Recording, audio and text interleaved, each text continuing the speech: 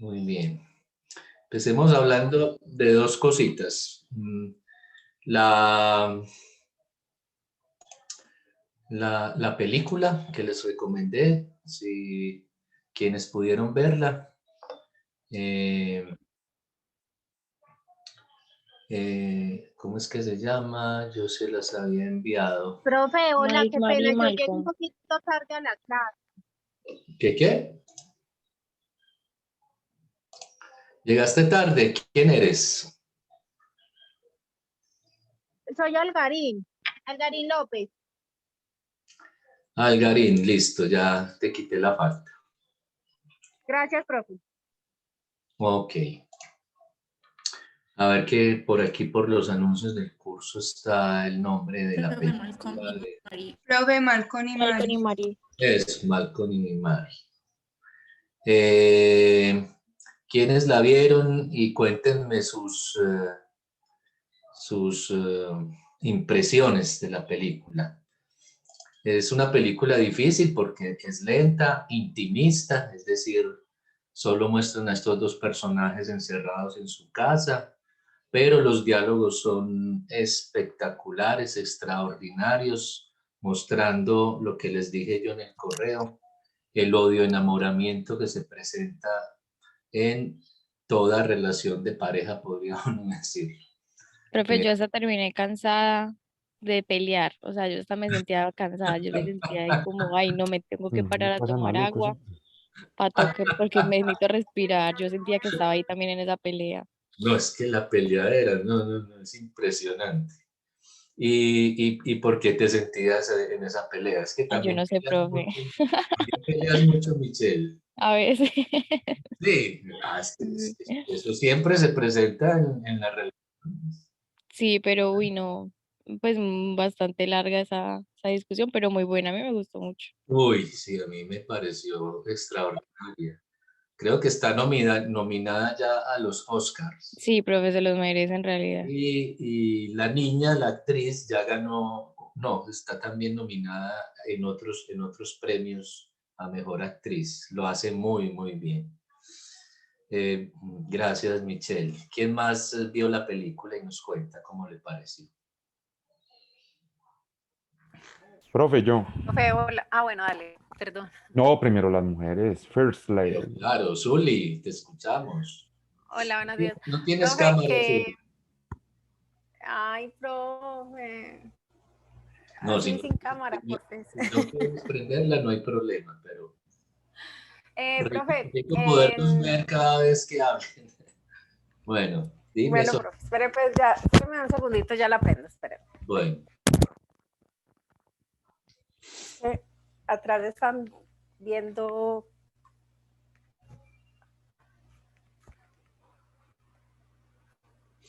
Ya la voy a prender, profe, espéreme bueno. un segundito.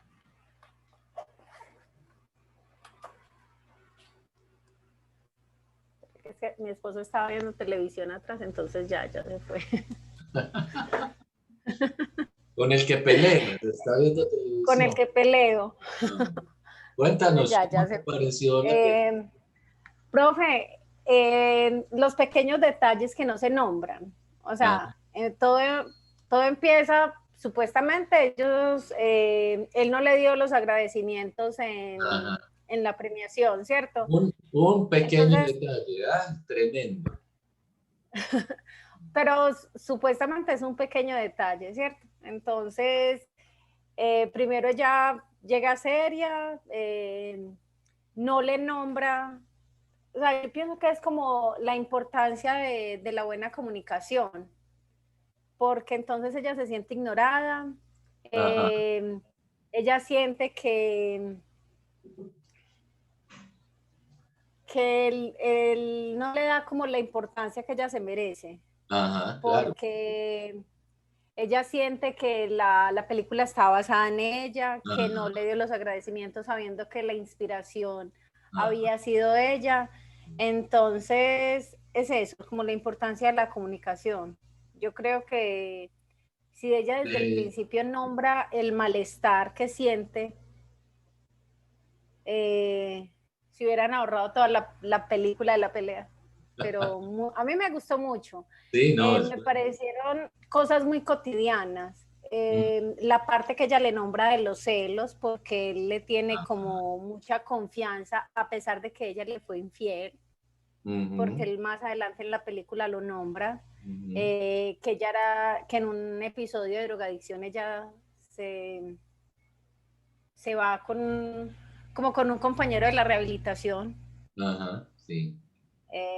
Eso me pareció muy, muy teso, pues que le tuviera esa confianza a pesar de la infidelidad y que encima fuera ella la que le reclamara que no la celara, pues que no sintiera como ese temor de perderla.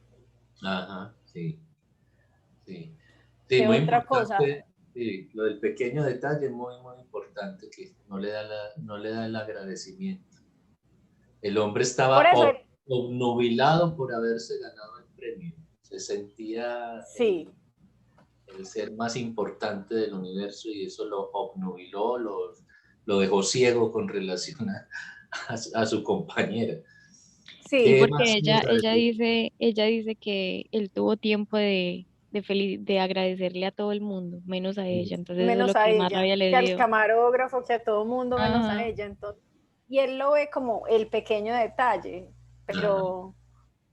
pero realmente, pues no sé si es que estoy de parte de ella por ser mujer, pero no me parece tan pequeño, porque él trata todo el No, tiempo no, no es pequeño, de, por supuesto que no.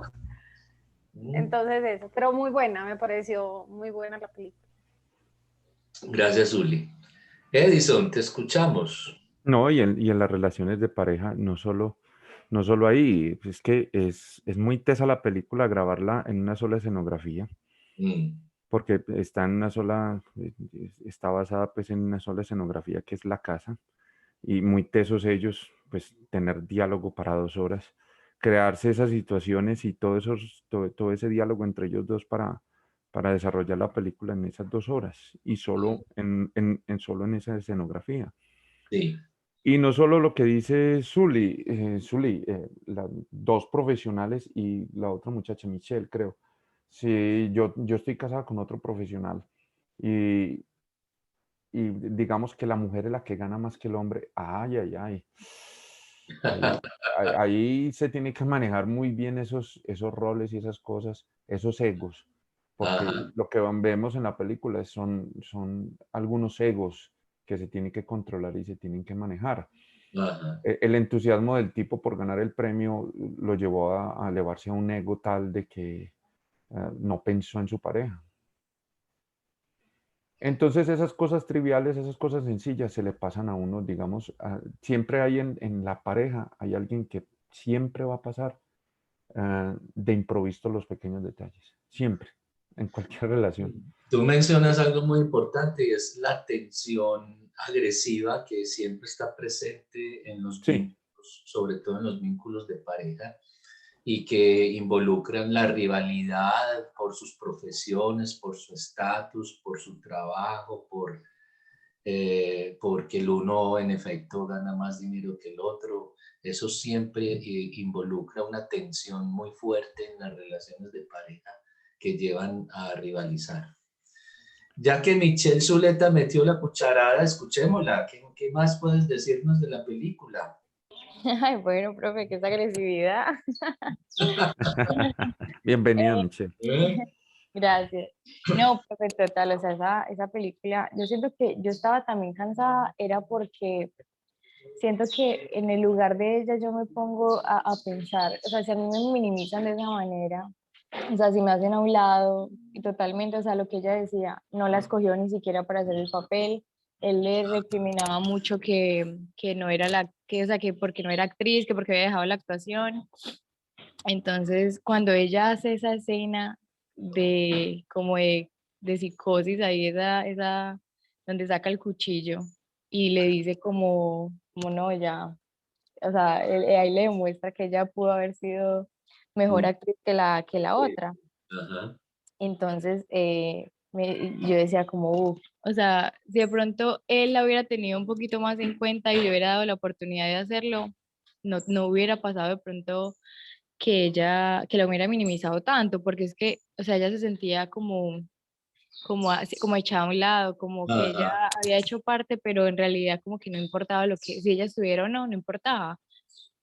Cuando Mm, también le dice como, no, es que eso no solamente se trata de ti, sino de esta por esto, la primera que conocí, luego la otra que conocí, la que le hice esto, la que le hice lo otro, o sea, que le saca en cara como todas las relaciones pasadas que tuvo. Uf, qué escena tan fuerte, como que ella no era capaz ni de llorar ni de decirle nada, o sea, ah, como que siento que fue demasiado, esa discusión escaló demasiado en ese momento como para decirle todo eso, o sea, como que para qué, o sea, no había necesidad de ponerla más insegura porque ella ya era insegura. mm. Ahora con todo ese montón de cosas que le decía que eran sobre las otras mujeres, o sea, peor. Y ahí es Pero, donde Michelle, ahí es donde llevamos esta película a colación con el documento, el no todo. En las relaciones no todo no todo, en ese no todo cabe es lo que dice en la película, ¿no? Se dijeron las verdades, ese es el no todo. O sea, hay algo siempre, siempre nos falta algo por decir. sí, con relación a lo que dijo Zuli de la comunicación, me acabo de acordar que, bueno, el psicoanálisis nos enseña que el lenguaje no está hecho para la comunicación, así suene muy paradójico, porque toda la vida nos han enseñado por todas partes que el lenguaje sirve para la comunicación y que en las relaciones de pareja de lo que se trata es de eh, establecer una buena comunicación, y entonces hay técnicas para que la pareja se comunique más, mejor, más abiertamente, que no deja de ser también problemático, porque cuando uno es muy abierto con el otro, pues puede terminar peleando como pelearon estos dos. Y entonces, repito, el psicoanálisis nos enseña que el lenguaje no fue hecho para la comunicación, el lenguaje está hecho para hacernos una representación del mundo y de nosotros mismos, pero con relación a comunicarnos y comunicarnos bien, tiene un montón de, de impases, de problemas. De pronto más adelante podemos hablar de eso en el curso. Profe, Carolina, dime.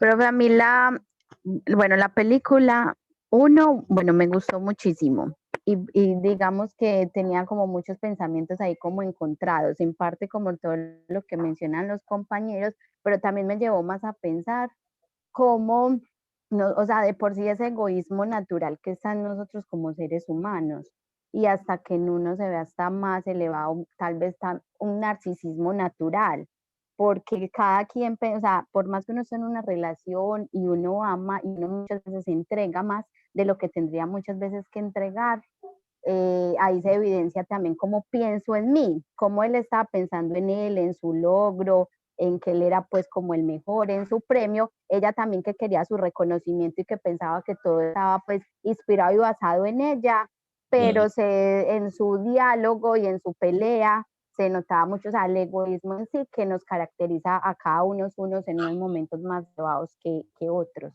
fue lo que a mí me llevó a pensar mucho. Sí, es verdad. Caterine, levantó la mano hace rato, qué pena contigo. Te escuchamos. Profe, tranquilo. No, profe, yo lo veía desde muchas cosas, yo así como loca. Profe, porque yo ayer también leí el documento que pusiste y lo llevé como al aspecto de la película y yo decía, Dios, entonces, porque cuando vi la película, yo concuerdo con Michelle, quedé cansada, o sea, fue una cosa loca y me llevó a pensar mucho en una frase que creo que también es de Lacan, que decía que algo así como que yo creo que la había notado, bueno, sí, como que somos seres con la capacidad de desear, pero que siempre estamos en falta y que esa falta es la que lleva pues como que haga, pues la que nos hace actuar.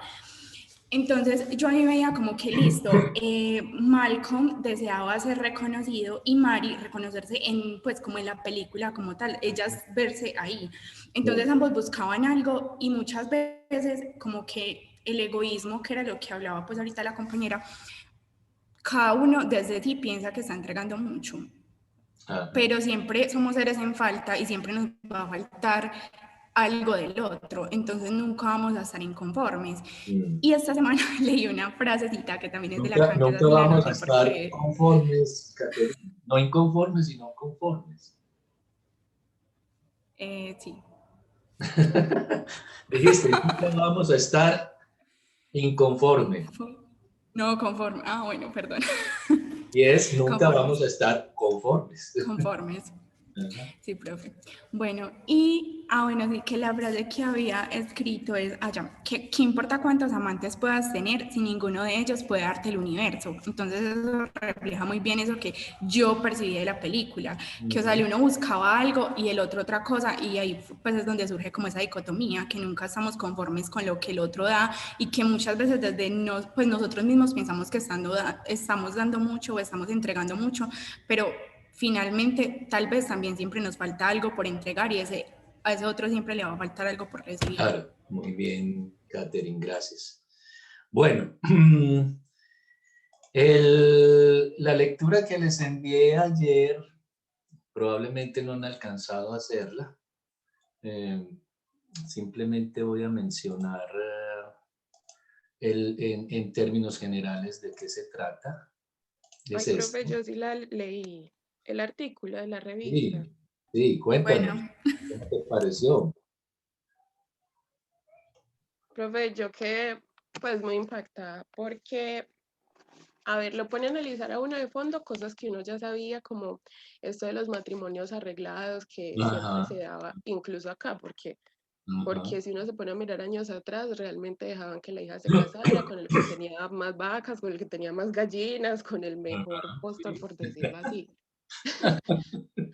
Pero también me puso a reflexionar mucho en cuanto había una parte del artículo que decía que, por ejemplo, en la India, aunque ya era pues factible que se casaran por amor, muchas seguían prefiriendo que los padres escogieran la Ah, pareja porque les sí, generaba sí, mayor tranquilidad.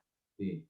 Entonces yo entré como en esa controversia como de que, a ver, a veces uno escoge con quién se va a casar o escoge una pareja por amor, por cariño, y a veces aún así surgen como inconvenientes o al final no es lo que uno esperaba o no es como al principio, las cosas tienden a cambiar, etcétera, etcétera.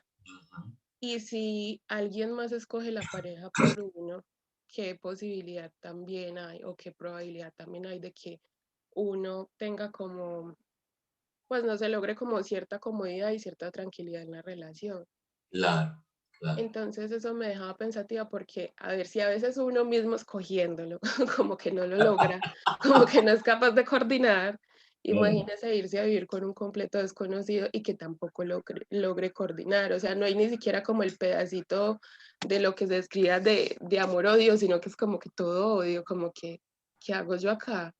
Entonces mm, es demasiado complejo, pero por el otro lado tiene mucho sentido, porque si usted de todas maneras por amor, digamos, se mete con alguien que realmente no va en su dirección, digamos, usted tiene muchas expectativas no sé, de viajar, de salir adelante, de conocer el mundo, de realizar muchos proyectos en su vida y se enamora de alguien que realmente pues no le interesa nada de eso, sino como que yo ya tengo un trabajo, ya estoy estable, ya no quiero lograr nada más, también genera como que muchos inconvenientes. Entonces me dejó como que en un limbo, como de que realmente uno, ¿por qué se debe casar? No, y no nos vayamos muy lejos donde ya el amor se encuentra en el ciberespacio. Digamos que ya en- anteriormente, digamos desde el siglo primero, antes de Cristo, las relaciones se basaban era en poder. Entonces ajá, se casaban el uno con el otro, pero de familias muy poderosas para poder conquistar ciertos estatus político.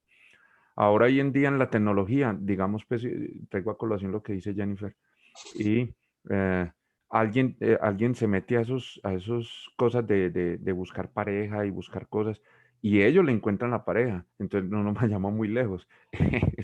Estas páginas están encontrando su pareja, encontrando sus cosas, y le dejas al azar, pues estableces un perfil y unos parámetros y le dejas al azar a terceros para que te encuentren tu pareja.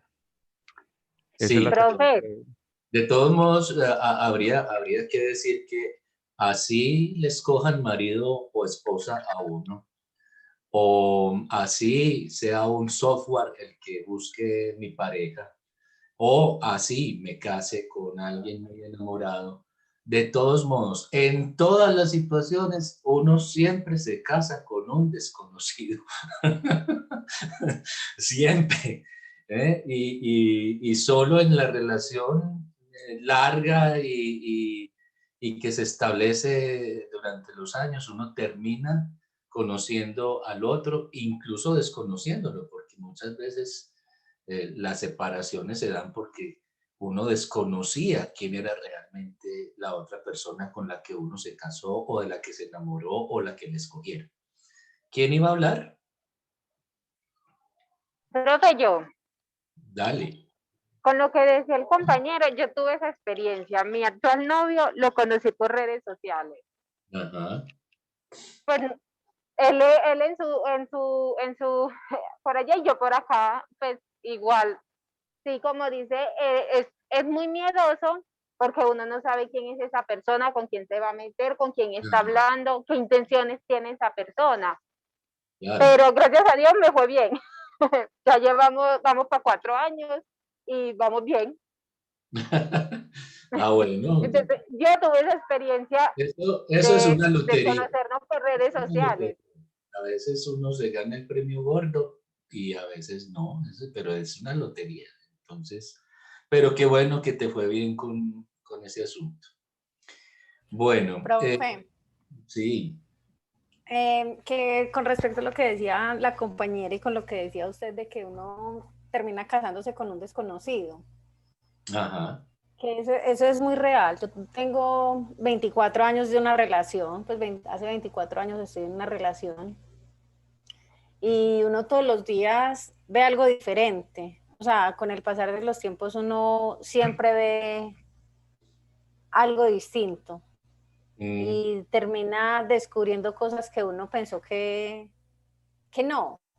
Ajá, sí. O sea, uno nunca termina realmente de conocer a esa persona. No, nunca. Vea. Entonces eso, ahora cuando ella decía, uno termina casándose con, pues cuando uno se casa con un desconocido y luego tú decías que uno siempre termina casándose con un desconocido, sí, o sea, y pasa el tiempo y uno sigue viendo cosas que uno no esperaba. Que uno no esperaba, exactamente, sí. Entonces, Y es la persona con la que te casaste después de tantos años. sí, Ah, sí, vea. o sea, fue noviazgo, yo ya tengo hijos pues muy grandes. Ajá. Entonces, y no es solamente con la persona que uno se casa, o sea, en todas las relaciones amorosas, la relación amorosa que uno tiene con la mamá, la relación amorosa que uno tiene con los hijos, todo es muy diferente. Ya. Y siempre está como en un constante descubrimiento y de ver cosas que uno no sabía que estaban ahí, que a lo Claro, mejor estuvieron ahí desde siempre. claro. Sí, Entonces, del artículo a mí me gusta subrayar mucho la idea de que casarse por amor es nuevo, eso es reciente, eso surgió apenas en el siglo XVIII y se fue implementando durante el XIX y el XX. El casarse por amor, eso es una experiencia reciente, porque toda la vida los matrimonios en todas las sociedades, en todas las culturas, sobre todo los matrimonios de la clase eh, alta, de la élite social, todos esos matrimonios siempre fueron,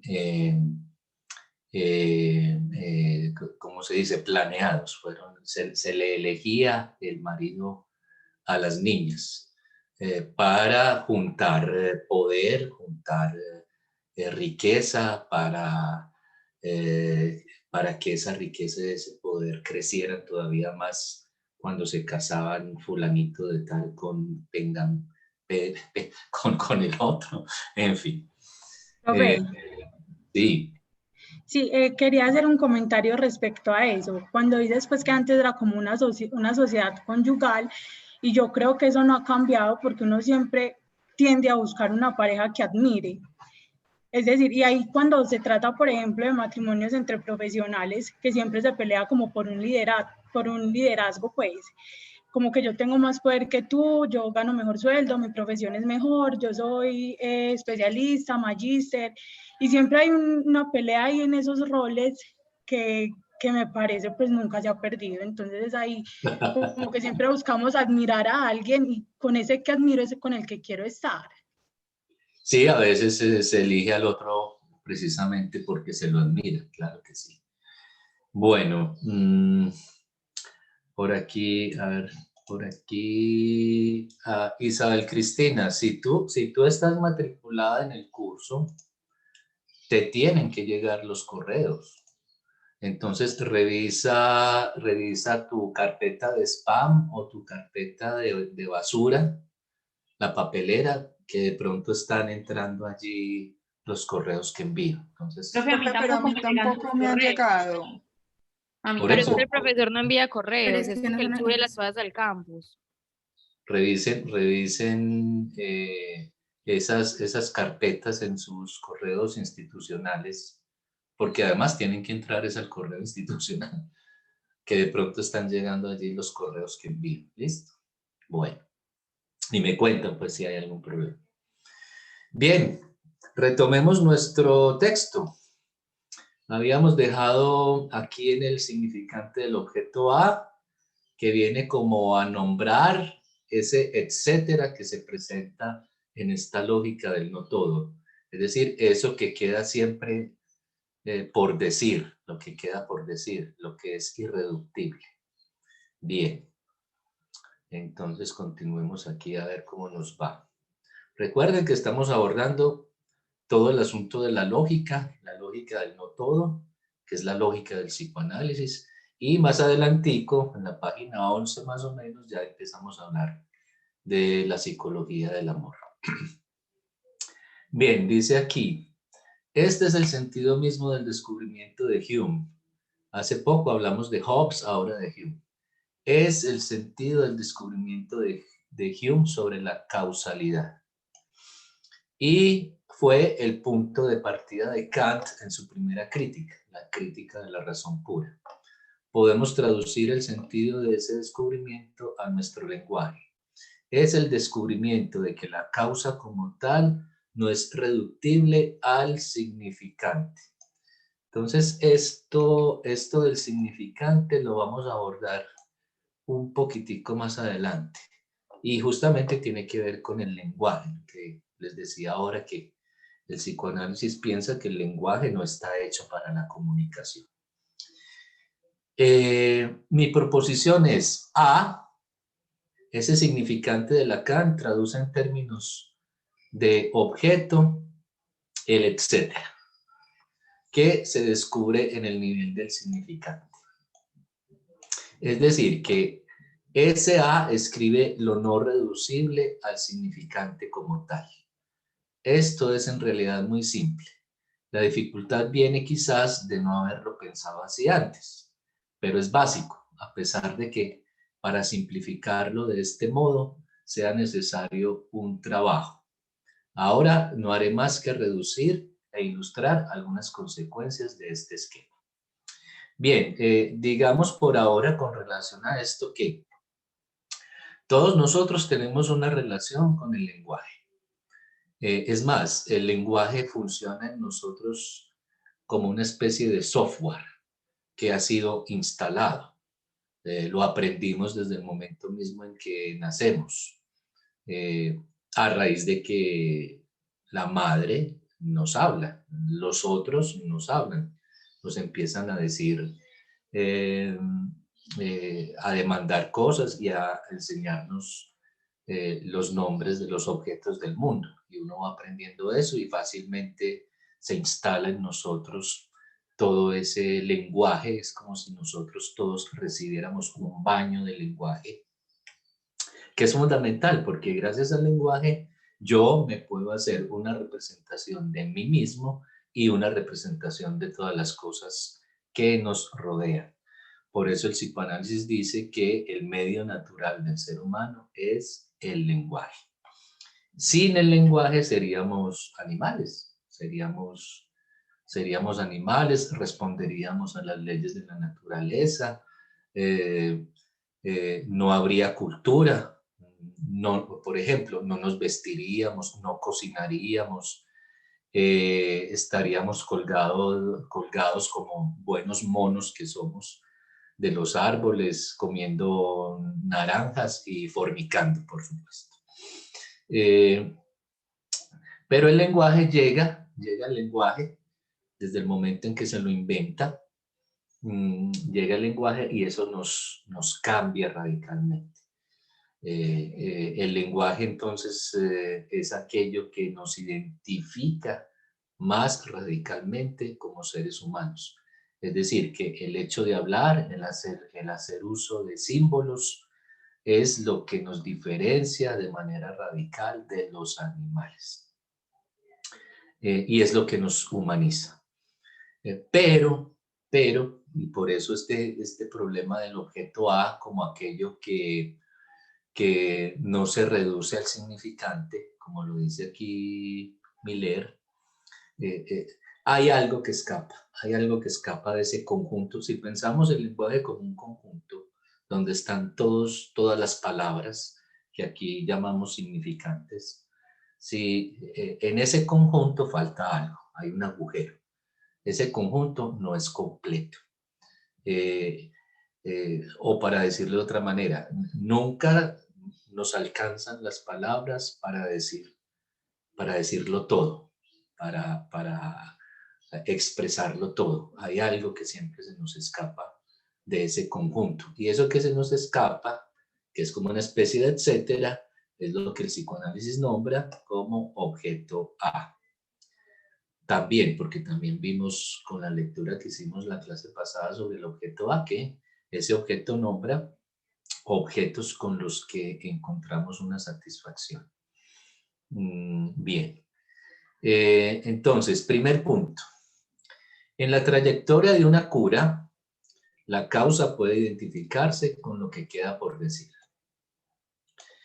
En este esquema, estos elementos son significantes. Queda algo por decir, lo que les acabo de decir, o sea, ese conjunto de las palabras del lenguaje no alcanzan para decirlo todo. Y en ese nivel se puede definir el objeto A. Queda algo por decir, dice Miller aquí. En cada momento, el objeto A, en cada momento como aquello que queda por decir. Muy bien. Esto es tomar el objeto A directamente en su estatuto de etcétera. Tomar el objeto A como lo no ya dicho. O lo no dicho todavía, podríamos también decirlo. Segundo punto. Fundamentalmente encontramos acá un no todo, claro.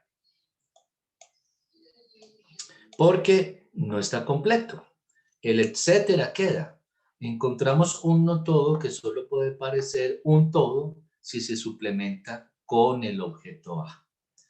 Entonces, el objeto A viene como un suplemento que hace aparecer a ese todo como si estuviese completo. Y esto es importante porque lo vamos a ver en el amor. En el amor hay una percepción del otro como un todo y resulta que no, eso es engañoso. Él está en falta, como lo decía ahora una de ustedes, todos estamos en falta. Y el objeto A viene como un suplemento que hace parecer que el otro está completo, pero no, es un engaño, es algo absolutamente imaginario, es irreal. Entonces, no puede decirse que se complemente con él. No se trata de complemento, sino de suplemento. Podríamos decir de este modo, si se tratase de un significante más. Bueno, muy bien. Recuerden que si tienen preguntas me interrumpen, por favor. Bien, Esta es la paradoja de Zenón. Antes de ir a la paradoja, hay que ir a esta página de aquí abajo. Bueno, a ver si me... Acá. ¿Qué veníamos diciendo aquí? Bueno, se tratase de un significante más, que sería el último. Como no se trata de esto, no hablamos de complementación, sino de suplementación, y podemos escribir que el gran otro, A, solo parece un todo por la suplementación del no todo por parte del objeto A. Entonces, aquí está el A, que está siempre en falta del otro, y el objeto A como suplemento. Por la suplementación del no todo, que voy a escribir como A barrado, así se lee, A atravesado por una barra para señalar que ese otro está en falta. El A bajo la barra como suplemento permite al gran otro aparecer como un todo. Voy a explicarles esto porque es importante. Vamos a usar la pizarra. Entonces, vamos a hacer un circulito. Aquí está. Entonces, en este círculo, en este conjunto, vamos a hacer uso de la lógica de los conjuntos que todos vimos en primaria y bachillerato. Este conjunto lo vamos a llamar el conjunto de lo simbólico. Lo escribimos así, bueno, o con S o con, escribamos simbólico. Ese conjunto de lo simbólico, ¿qué se me hizo? Aquí está.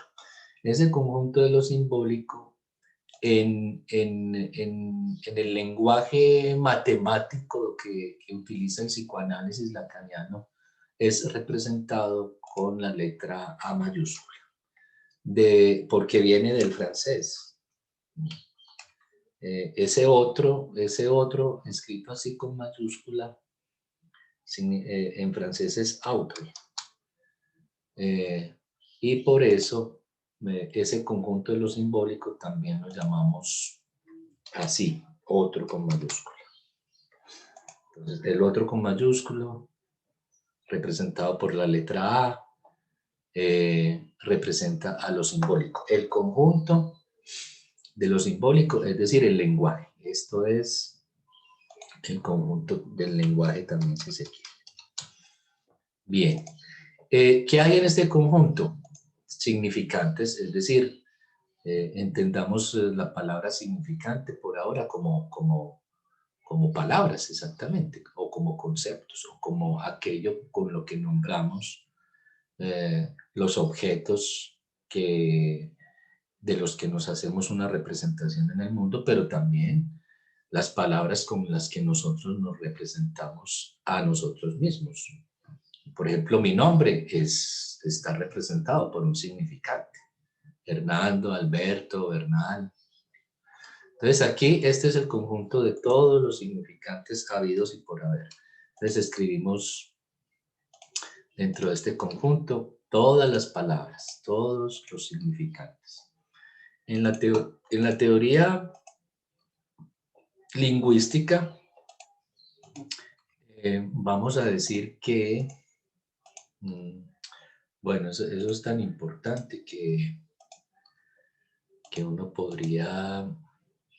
podríamos ver una presentación que tengo sobre la teoría del lenguaje de Ferdinand de Saussure, que es el padre de la lingüística moderna, y los cambios que le hace Lacan a esa teoría. Pero bueno, avancemos por aquí y si es necesario nos vamos a ver la presentación que tengo.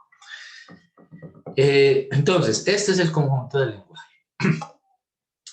A este conjunto yo recurro para hacerme una representación del mundo y de mí mismo. Entonces allí es a donde yo, por ejemplo, si yo le pregunto a uno de ustedes, háblame de ti, como lo hicimos al comienzo de la clase, o le pregunto a uno de ustedes, por favor defínete, cuéntanos quién eres, qué haces, etcétera, usted va a recurrir a este conjunto para extraer de allí todas las palabras, es decir, todos los significantes con los que tú te haces una representación de ti mismo. Entonces puedo decir, no, mi nombre es Hernando, soy docente de la Universidad Católica Luis Amigó, estudié psicología, me formé como psicoanalista, dicto el curso de lógicas de la vida amor. En fin, ya me puedo ir a hablar y hablar y hablar de mí mismo haciendo uso del lenguaje, haciendo uso de este conjunto de representaciones, de significantes que me ayudan a hacerme una idea de mí mismo, pero también me ayudan a hacerme una idea del mundo que me rodea. Bien, digamos simplemente que el significante como tal es el elemento último en el que se descompone el lenguaje. Entonces, Ferdinand de Saussure estableció que el signo lingüístico, lo voy a escribir por aquí para que el signo lingüístico está dividido en dos elementos. Esos dos elementos en los que divide Ferdinand de Saussure el signo lingüístico son el significado y aquí debajo él pone el significante. Lacan le va a dar una primacía al significante sobre el significado. Porque una palabra, es decir, un significante, puede tener muchos significados, sobre todo dependiendo de con qué otro significante se vincula ese primer significante. Entonces lo voy a escribir así. Un significante 1, en el momento en que establece una conexión o un vínculo con otro significante, este segundo significante es el que le va a dar un sentido al primer significante. Por eso por eso Lacan habla de la primacía del significante sobre el significado, digámoslo así. Les voy a dar un ejemplo para que les quede claro esto de cómo un segundo significante es el que le va a dar sentido al primero. Si yo escribo las perlas de tu boca, este significante perlas, que es un S1, adquiere un sentido muy distinto cuando se encadena a un segundo significado, a un segundo significante que es boca. Y así se obtiene el significado de la palabra perlas. En esta conexión, en este encadenamiento de un primer significante con un segundo significante es que se obtiene el significado. Por eso Lacan le da una primacía al significante sobre el significado. Es decir, que el significado es como el resultado de la conexión entre significantes. Muy distinto decir las perlas de tu boca a decir las perlas del collar. Este significante perlas en esta segunda oración, que es el mismo significante perlas de esta primera oración, adquiere un significado muy distinto si yo lo encadeno a un segundo significante que es collar. Entonces miren cómo, y esto sucede permanentemente en el lenguaje, siempre lo que viene después es lo que le va a dar sentido a lo que dije primero, para explicarlo así de una manera elemental. Entonces, las perlas de tu boca, ¿a qué se refieren las perlas de tu boca? A los dientes. A los dientes. Y aquí en las perlas del collar se refiere a lo que uno regularmente piensa que son las perlas. Esas partículas que se sacan de las ostras y que son muy apreciadas en la cultura occidental, bueno, y creo que en todas las culturas. Muy Creo que bien. básicamente entonces el segundo significante es como ponerlo en contexto. Se O sea, podría poner en decir. contexto al primer significado. Sí. Siempre lo que viene después es el contexto que va a ayudar a darle un sentido al primer significante. Correcto, sí, es como el contexto. Y siempre hay que tener en cuenta el contexto, claro, lo sabemos. Los psicólogos sí que lo sabemos. Bueno, muy bien. Entonces, Básicamente, esto es lo que hay que tener presente en este momento en que estamos avanzando con la lectura del texto. Volvamos al texto. Bien. Bueno, entonces, este conjunto, y me va a tocar aquí, voy a ver si soy capaz, este conjunto representado por la A, hay que ponerlo así, hay que ponerle una barra a la A, porque a este conjunto, dibujemos aquí un agujerito, a este conjunto le falta un significante. Más adelante hablamos de esto. Es decir, este conjunto que está lleno de significantes de palabras, le falta una palabra fundamental. Más adelante abordamos esto nuevamente, pero por ahora digamos que, en efecto, este conjunto, el conjunto del lenguaje es no todo. Es no todo, responde a la lógica del no todo, porque a ese conjunto le falta un significante. Esa faltica, ese significante que le falta a este conjunto, que más adelantico vamos a ver exactamente cuál es el significante que falta allí, ténganlo presente simplemente. Esa faltica, ese agujero que está dentro de este conjunto, lo representamos, lo nombramos con el objeto A minúsculo. Entonces, cuando escribimos esta A así barrada, A mayúscula porque se trata del otro con mayúscula, es el conjunto de significantes, esa A atravesada por una barra va a venir a ser completada, pero no en el sentido de un complemento, sino de un suplemento. Va a venir a ser completado aparentemente, es una ilusión, digámoslo así, por el objeto A. Entonces el A viene como suplemento a y hace creer, hace pensar que en efecto esa A está completa. Eso es lo que produce ese pequeño objeto A que viene a nombrar ese agujero. Se presenta el objeto A y tú crees que este conjunto que está en falta está completo.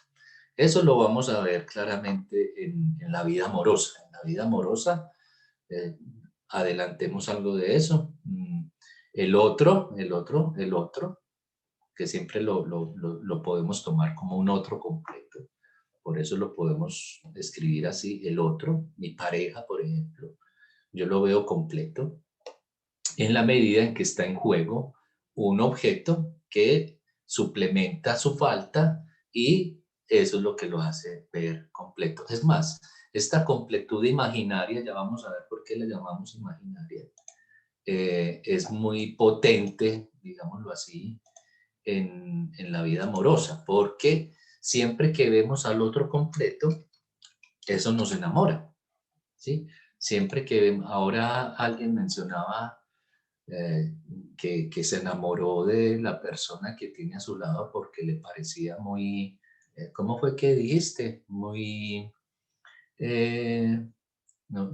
no sé si dijo fuerte o poderoso o íntegro, o no recuerdo exactamente cómo fue que lo dijo, pero sí, siempre que el otro se nos presenta como completo, eso nos enamora, eso nos fascina, eso desencadena el enamoramiento. Entonces, miren cómo esto se pone en juego en la vida amorosa. Pero es un engaño, ¿sí? El otro nunca está completo, está en falta. Y bueno, y esas faltas a veces empiezan a aparecer, precisamente empiezan a aparecer en la relación amorosa y el otro se nos hace un desconocido. Por eso les decía, uno siempre se casa es con un desconocido, independientemente de cómo llegue a mi vida. Bien, entonces, permite al gran otro aparecer como un todo. Tercer punto, recuerden interrumpirme si tienen preguntas.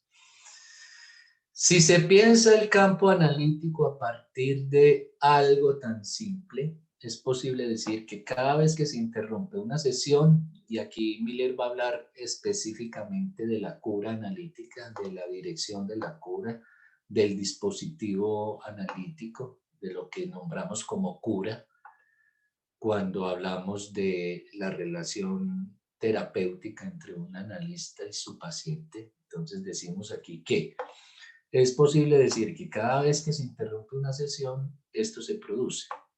Lo que llamamos experiencia analítica se presenta de hecho bajo la forma de sesiones. Se puede decir que se presenta bajo la forma de unidades de sesión, de elementos temporales.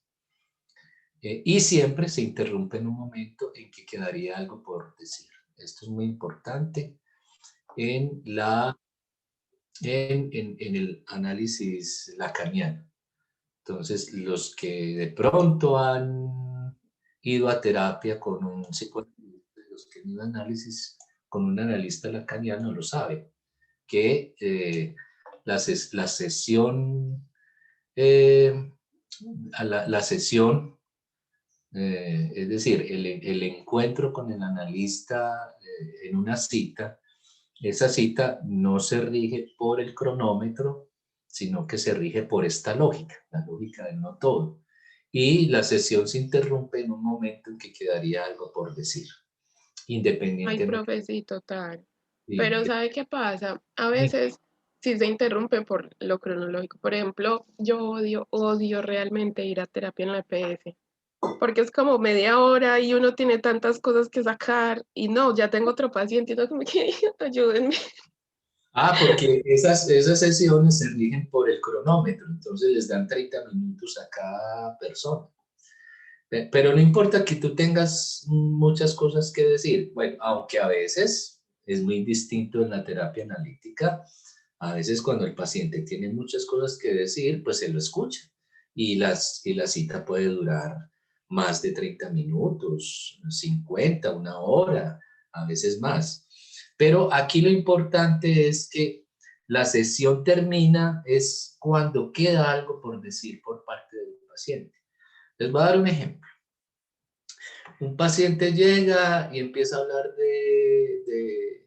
empieza a decir que soñó con una mujer y que pasaron unas cosas y describe el sueño y que estaban en la cama y que estaban prestos a tener un encuentro sexual y que en un momento él mira a esa mujer a los ojos y se hace la siguiente pregunta, doctor, ¿y será que esa mujer con la que iba a tener una relación sexual es mi madre? Y perfectamente el analista le puede decir, dejemos ahí. ¿Por qué hace ese corte? ¿Por qué hace esa interrupción? Porque eso le va a permitir a ese sujeto irse a pensar en eso que acaba de decir. Es decir, que en efecto la persona con la que iba a tener una relación sexual es su madre. Y enseguida se va a preguntar, ¿y por qué con mi madre? Es decir, ¿por qué deseo tener un encuentro sexual con mi madre? Sí, yo tuve la oportunidad, pues estaba en terapia con un psicoanalista y siempre las sesiones terminan así, cuando uno como que él siente que uno llega a una parte donde uno va a descubrir algo, él dice, dejemos hasta aquí, váyase pensando en eso, y uno queda como por allá en el limbo, como que hay, como después uno llega a ese momento de descubrimiento, como decir, y se va literal, así como usted lo explicó. Ajá. Te vas a pensar en eso. Sí. Y eso permite el avance en tu terapia. Eso es lo interesante del modo de intervenir en el análisis lacaniano, que es una lógica que responde a la lógica del lenguaje más que a la lógica de un reloj que se pone porque la sesión debe durar 30 o 45 minutos. Y tiene efectos impresionantes, eso tiene muchos efectos. Cuando sí, Edison. Y entonces los que son casados aquí, sí, bueno, ahí donde voy a ir yo, los que son casados aquí, que están... ¿Tú eres casado? No. No. Tú tienes una cara de soltero que se goza la vida. Bueno. No, sino que las compañeras mías, las compañeras que hablaron, no, yo soy casada. Entonces ahí, ahí es donde en esas relaciones, ¿quién hace el papel de psicólogo? Cuando llegan No se puede hacer. En un momento que están hablando, entonces están compartiendo mismo. No, dejemos hasta ahí. No. No, esto sucede en el dispositivo analítico. Ya. Si tú empiezas a ser el psicólogo o el analista de tu pareja, eso no va a llevar a ningún lado. Pero pregunto yo, en las relaciones, cuando se dice, se interrumpe en un momento en que quedaría algo por decir. Siempre en esas relaciones, cuando se están en la cama y no discutiendo algo, siempre hay algo por decir, ¿o no? Quedará algo por decir. Pero eso hace parte de la estructura del lenguaje, como lo acabo de explicar, y es que sí, siempre quedará algo por decir cuando uno trata de dar explicaciones o de decirle al otro cómo me siento, o sí, eso es esa falta, ese agujerito que vimos aquí en la pizarra con relación al conjunto del lenguaje, este agujerito me hace saber a mí, y eso es algo constitutivo del lenguaje, hace parte de la estructura del lenguaje, y es que siempre quedará algo por decir en nuestras explicaciones, nuestras comunicaciones, etcétera, etcétera. Pero para complementar lo que dijo Jennifer Díaz, donde le digo uno a la pareja, no, dejemos hasta ahí. Ave María, se forma un tropel, profe. Sí, pero eso tremendo. Más es con interrumpir al otro, ¿cierto? No dejarlo explayarse en explicaciones, etcétera. No, deje así. La pareja dice, no, deje así. No quiero escucharlo más, deje así. No, pero esa frasecita de queda algo por decir de deje así, no, eso da rabia. Eso en algunas parejas sí, en la relación. Han suscitado pleitos bravos. Hay dos frases en las relaciones de pareja que son terroríficas. Ese deje así. Tenemos que hablar. Y tenemos que hablar. Oye, ese tenemos que hablar. Ha sido famoso siempre. Tenemos que hablar. Culturas. Y en todas las culturas, ese tenemos que hablar. Ha sido, no sé si los psicólogos han expuesto teorías sobre eso. Me imagino que sí. Desde Rousseau hasta Freud, Lacan y todo eso, me imagino que ese tenemos que hablar ha sido famoso. Bueno, muy bien. Entonces, la cuestión es si eso que queda por decir toma o no la forma llamada objeto A. Desde mi punto de vista, es a partir de ese esquema como puede pensarse la controversia, la polémica de la comunidad analítica sobre la duración de la sesión. Polémica que quizás solo empieza. El progreso de la enseñanza de Lacan en el mundo en estos últimos años provoca cierta reacción en aquella comunidad. Es decir, hay en la Asociación Psicoanalítica Internacional, que está llena de estándares, uno de ellos dice que la sesión analítica debe durar 45 minutos. Por eso en películas que uno ve o en la televisión, cuando muestran a psicoanalistas atendiendo a pacientes, uno los ve colocando un relojito en 45 minutos. Y cuando suena la campanita de ese relojito, ya se le dice al paciente, bueno, ya terminó la sesión, te espero la próxima vez.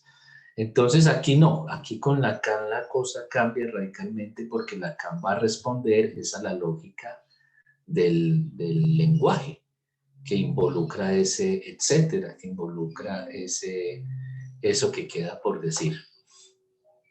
Entonces la sesión puede durar 10, 20, 30, 60 minutos y solo cuando se llega a eso que queda por decir, se corta la sesión. Entonces, eso fue muy problemático para Lacan, que perteneció a la Asociación Psicoanalítica Internacional y empezó a hacer una práctica que respondía a la lógica del no todo y dejó de llevar una sesión regida por el reloj.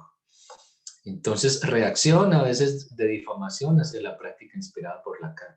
Incluso Lacan fue echado de la Asociación Internacional por dos razones, porque empezó a atender estudiantes para psicoanalizarlos y por los cambios que hizo en el tiempo de las sesiones regidas más por la lógica que por el cronómetro. Y lo echaron, entonces, y él llamó a eso, lo llamó, cuando uno lo echan de la religión, ¿cómo es que se llama eso? Excomulgado. Excomunión, él llamó a eso excomunión. La excomunión. La excomunión. Y nombrar el haber sido sacado de la Asociación Psicoanalítica Internacional, que fue la que fundó Freud además, llamarlo como excomunión, es a su vez una crítica profunda al funcionamiento de la Asociación Psicoanalítica Internacional como si fuese una religión. Entonces, ahí lanzó su dardo al nombrar su sacada de esta asociación como una excomunión. ¿Quién iba a decir algo? Profe, yo que iba pues, a decir algo pues precisamente sobre el tiempo, porque pues tuve la oportunidad de ir con un dinámico y con un psicoanalista, ¿cierto? Asistir pues como a terapia. Y pues me pasó una vez con el psicoanalista que mi sesión duró 1 minuto y medio. Sí, pues. Yo ese día dije, él me dijo, dejemos aquí. Yo lo miré con una cara, yo digo que no, le tiré balas por los ojos. Yo, ¿es en serio? Sí, dejemos aquí. Y yo era como con esas ganas de seguir hablando y él, no, guárdelo para la próxima sesión. Ajá, claro. Ay, maldita sea. Pero creo, pues, desde mi experiencia, considero que el psicoanálisis tiende a ser de pronto un poquito más, no sé, de una forma como agresivo o como, o sea, lleva mucho más al límite las emociones o no sé, tuve como esa sensación. Con el psicoanálisis salía de sesión muy cargada y con 1.000.000 de pensamientos y muchas emociones, mientras que con el dinámico como que era el proceso de caer en cuenta en el momento y como que se tramitaba como esas cosas ahí mismo en el espacio. Sí. Mientras que con el psicoanálisis no, yo me iba y yo, ay no. Yo iba al metro y yo, ¿será que me tiro, no me tiro? ¿Qué hago? Ay no, es horrible, pero me gustó mucho. Pero a mí me pasa lo contrario, porque analizando ahorita lo que íbamos hablando, como que uno empieza a recordar las experiencias y yo me pongo a analizar. O sea, en el caso mío personal, yo parece que voy a cumplir 8 años con depresión severa, estrés postraumático y ansiedad. Y cuando estaba en el colegio yo tenía un psicólogo que me llevaba a ese punto, al de ya, lleguemos hasta aquí. Y yo me sentía también en ese entonces, o sea, yo salía así pensando en todo, pero llegaba como a ese punto de hacer catarsis, como de, sí, es que de verdad, esto hay que cambiarlo o hay que hacer algo por esto. Pero una vez salí y ya no tuve contacto con ese psicólogo, de hecho lo he buscado por cielo y tierra, y he tenido otras experiencias donde es más bien el tiempo cronometrado, ya sea particular o por la EPS o por un montón de lados, como que no llegan como a ese punto del dejemos ahí, sino como el de ya se acabó la sesión y hay gente que me está esperando. Y uno termina peor porque uno siente que tampoco le interesa al que lo está tratando. Entonces, no sé, a mí me pasa al revés. Cada cual vive la experiencia terapéutica de una manera distinta, pero digamos lo siguiente. El psicoanálisis, cuando hay alguien que sabe hacer un psicoanálisis lacaniano, haciendo uso de la lógica del no todo, es decir, interrumpiendo la sesión, que además la sesión no se interrumpe al comienzo de las sesiones, ¿no? Al comienzo de las sesiones hay que dejar hablar a las personas, escucharlas, saber qué las lleva a terapia, escuchar su sufrimiento, su malestar, su dolor, etcétera, etcétera. Solo después es que se empiezan a cortar las sesiones para poner a pensar al sujeto. Es que ese es el objetivo de la interrupción de la sesión, respondiendo a esta lógica del método. Y bueno, de todos modos, interrumpir la sesión, eso no le gusta a nadie, ya sea cronológica o ya sea lógica. A nadie le gusta que la sesión termine, pues a los pacientes no les gusta que la sesión termine, y si se corta al minuto y medio, pues todavía la reacción va a ser bastante molesta para el paciente, pero si se queda y sigue en su trabajo analítico, se va a ir dando cuenta de lo importante que es y los efectos que tiene el corte de la sesión, la interrupción de la sesión. Profe, no, y además imagínese que usted lo esté pagando particular, esté pagando 150, 160 y que al minuto le digan, dejemos ahí. Ah, no. sí. No, es que no le digo que yo ese día dije, yo no vuelvo a venir. Yo salí furiosa de ese consultorio, pero claro, ya cuando iba en el metro para mi casa, incluso perdí la noción del tiempo, yo quedé pensando en eso último que dije, y ya cuando ya llegué a mi casa, yo ya estaba un poco más tranquila, y ya había hecho también como yo dije, Claro. así, o sea, como que eso que dije realmente me está afectando. Bueno, ya hice pues mi proceso ahí y ya volví a la siguiente sesión y hablé de eso. Y duró más tiempo, pero no, ese minuto y medio yo quedé no marcada con eso. Pero fue bueno. ¿Qué estudia Camila? Fue necesario. Sí, claro, es que para eso se hace. Y Camila, otra ¿qué estudia, manera de profe? describir, sí, Edison, te escuchamos. Camila, ¿qué estudia? Yo psicología. Bueno, y en psicología, ahí le pregunto al profe, en psicología yo veo que muchos psicólogos los encasillan es en estas cosas pues buscan trabajos en estas cosas de empleos y todo eso, los encasillan es para hacer test y para hacer cosas muy, muy, muy superficiales para mí, porque esto Pragmáticas, sí, muy monótonas, porque es que esto es complicado, esto de psicoanálisis y de escuchar al otro y todo eso. Uno debe ser el psicólogo debe ser muy objetivo, o sea, porque si el psicólogo tiene más problemas que el paciente, entonces no sé, como que se confunde más. Para todos los psicólogos que hacen clínica, se les sugiere, no es obligatorio, pero sí se les sugiere que pasen por un proceso terapéutico, que pasen por su propia terapia, justamente para aliviar sus malestares, su sufrimiento, sus traumas, pues que conozca de sus traumas, etcétera, etcétera, para que no se involucre, eso que lo hace sufrir o no involucre su malestar en el vínculo que se establece con un paciente, claro. Entonces sí, tiene que ser muy objetivo, hay que tener mucha objetividad y eso solo se conquista con un trabajo personal terapéutico. Porque muchos de las psicólogas, que son jovencitas, o sea, yo pues no las veo pues trabajando como en esas cosas de clínico y todo eso. La mayoría se inclina a trabajos, como usted dice, muy, muy, muy de empresa, muy monótonos. Pero es que eso se debe a que primero uno debe de tener experiencia para uno así certificar que cuando uno atienda a alguien sea algo serio y no por atender, ¿sí me hago entender? Javier. Porque si Javier no tiene pues validez. ¿Quién habla? Javier. Pero ¿qué voz, Javier? Ana María. Es que dices que Javier Charlie. Bueno, entró con el computador del marido, bueno. Muy bien. No, es mi jefe. El jefe. Uy, ese jefe te tiene mucha confianza entonces, ¿eh? Bueno. La polémica entonces se prolongará. La duración de la sesión no es una pura cuestión técnica, una duración fija dirigida a partir del reloj. Supone que hay un todo del significante, supone que se puede contabilizar todo, supone un esfuerzo por impedir que emerja el objeto A. El tiempo fijo supone que la experiencia analítica toda se desarrolla en el nivel de ese término que no es aceptado por la internacional, el significante.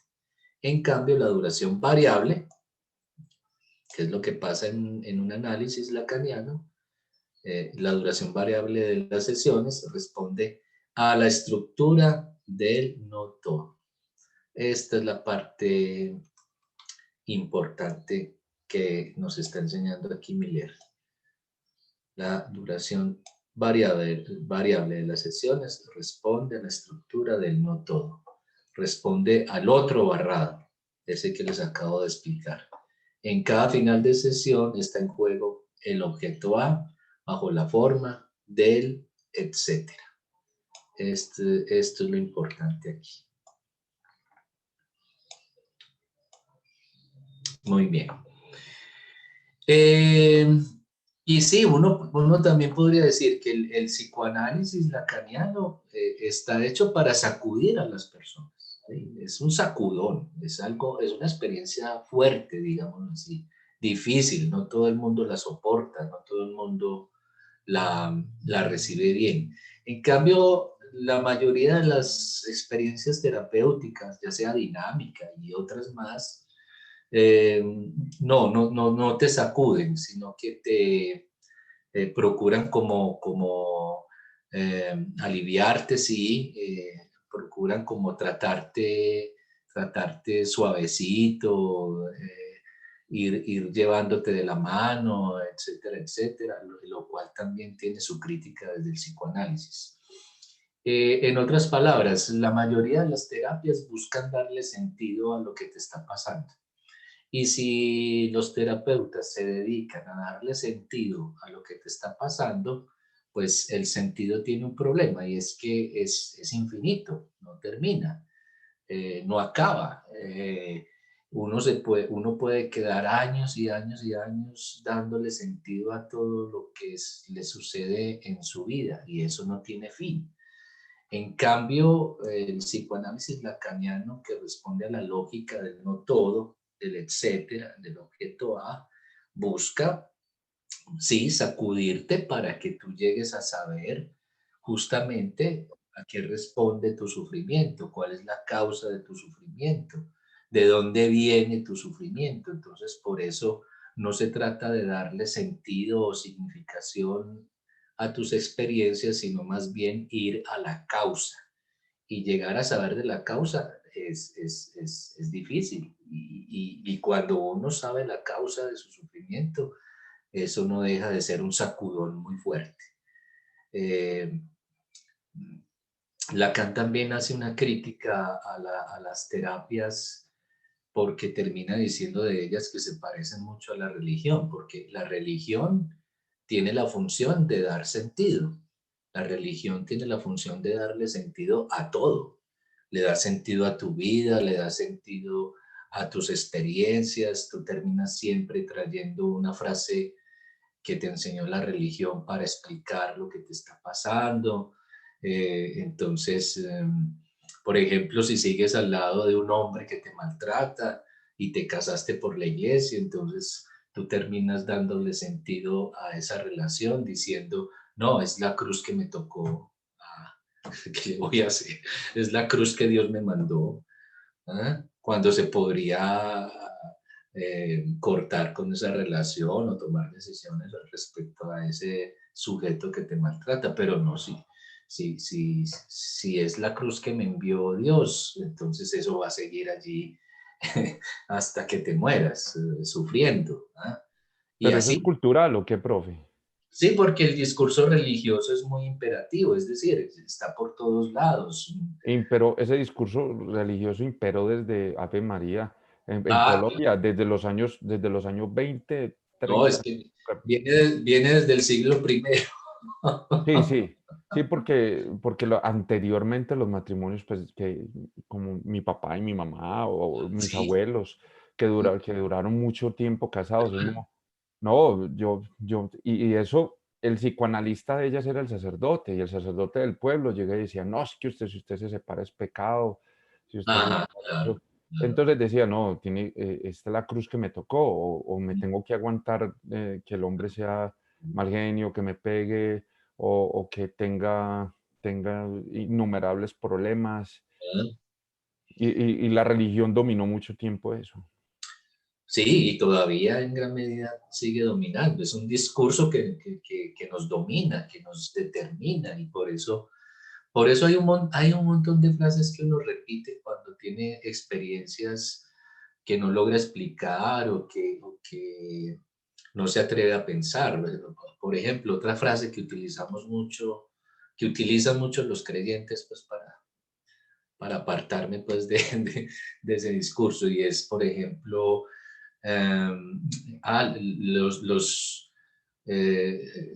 cuando sucede algo, no, es que son los designios del Señor, o los tiempos de Dios son perfectos. Imagínense, los tiempos de Dios son perfectos. ¿Eso qué significa? Puede uno, justamente a las personas que les está yendo mal en su vida, terminan diciendo, es que los tiempos de Dios son perfectos. Por algo me estará pasando esto.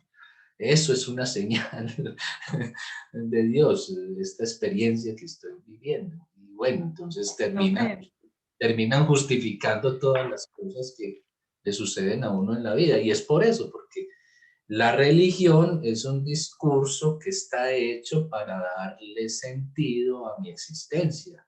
Y esa es como su función, darle permanentemente sentido a todo lo que me pasa en la vida.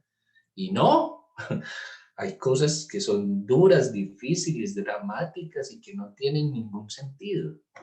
Ana María, te escucho. Profe, ya que hablas de eso, no sé, yo soy creyente, yo creo en Dios y pues no sé, todos creemos, considero de una forma muy diferente, pero eso que dices, la verdad, llevo muchos años cuestionándomelo, porque si somos, porque me incluyo ahí, porque en algún momento también pues era dada eso. No sé, la señora tuvo un accidente y quedó grave, no, ya a punto de morirse en la UCI. Ay, gracias a Dios no se murió. Ajá. Y si la señora se hubiera muerto, gracias a Dios se murió y no quedó sufriendo. Sí, sí. Y porque también me cuestionan muchas cosas, no sé, asesinaron a tal persona, gracias a Dios, y de pronto no sufriría mucho, no, pero si lo dejaron ahí, no, gracias a Dios también quedó así, o gracias a Dios lo metieron a la cárcel, o gracias a Dios estoy aliviada, o gracias a Dios perdí mi trabajo, quién sabe de qué me salvó. Me cuestionan mucho esas cosas, profe. Claro, y muy bien que te cuestionen, porque es absurdo pensar que gracias a Dios todo lo que sucede está bien. Por lo bueno y por lo malo. Por lo bueno y por lo malo, imagínate. No, qué bien que te estás cuestionando. No, pero me seguiré cuestionando porque no le encuentro la respuesta. Claro, son cosas ilógicas, ¿sí? No tienen ningún sentido, ¿no? En efecto, me hiciste acordar, para que terminemos por hoy, una vez una noticia, hace algunos años hubo un bus que perdió los frenos por allá en un barrio de Bogotá, y pasó y se estrelló contra otros carros y mató a varias personas, y una señora que iba a pasar la calle, justo en el que iba a dar el siguiente paso, pasó el bus y sobrevivió, no le pasó nada. Entonces los periodistas fueron a preguntarle, señora, pero ¿y a usted qué le pasó? ¿Usted cómo hizo? Entonces ella dijo, no, que gracias a Dios no me morí. Y al lado de ella habían como 4 o 5 muertos. Entonces uno se pregunta, ¿y los que se murieron qué? Pues gracias a Dios se murieron entonces. Era porque Dios quería que se murieran. Pues eso entonces empiezan las explicaciones, no es que, por ejemplo, había un niño, entonces la gente dice, no, es que es un angelito, que Dios lo llamó. Ya Dios lo necesitaba. Ya le tocaba. No, pero eso es lo que dice el profe, eso es cultural. Los hijos de Dios son perfectos. Eso es la cultura de nosotros, o sea, esa es tradición. Eso es como decir algo nosotros, pues desafortunadamente en Colombia tenemos tradiciones muy impuestas de otros, digamos, digamos en diciembre el pesebre es tradición española, eso no es ni siquiera tradición hebrea. Ajá. Entonces son costumbres que vamos adoptando y que lo vamos adoptando por años y eso pasa de generación en generación. Sí, me hiciste acordar de las críticas que se le hacen a la figura de Papá Noel, que empiezan, algunos católicos empiezan a decir, pero es que eso es traído del extranjero, y no se dan cuenta que también todo lo que tiene que ver con las tradiciones de la cultura católica, el pesebre que mencionaste y otro montón de cosas, Son de también son España, traídas del son de extranjero. España, son de Europa. La Y es que mayoría de la las... gente, es que la gente cree que es que el niño Jesús nació en Marinilla, ¿o qué fue? Imagínate, ¿ah? La mayoría de las, Michelle, la mayoría de las cosas que nosotros creemos católicamente, yo que soy católico, pero la mayoría de los católicos, las tradiciones son de España. Es que los Claro. españoles nos colonizaron a nosotros y impusieron su cultura. Pero eso es otro discurso. Sí, son cosas, sí. Sí, sí, son discursos traídos de otros lugares y que nos invadieron y que nos constituyen y que nos determinan y que nos hacen creer en lo que creemos. Y bueno, la religión judeocristiana invadió a todo Occidente de una manera brutal y creemos que esa es la única verdad que hay en el mundo y no. Hay más de 800 religiones reconocidas en la cultura humana pero todas creen que ellas son las que tienen la razón o que su Dios es el único verdadero. Y no, uno cree en un Dios porque se lo impusieron. Uno no eligió en qué creer o en quién creer. Para nada. Eso fue impuesto por la cultura donde nacimos. Bueno, muchachos, continuamos entonces el próximo sábado. Profe, Dime.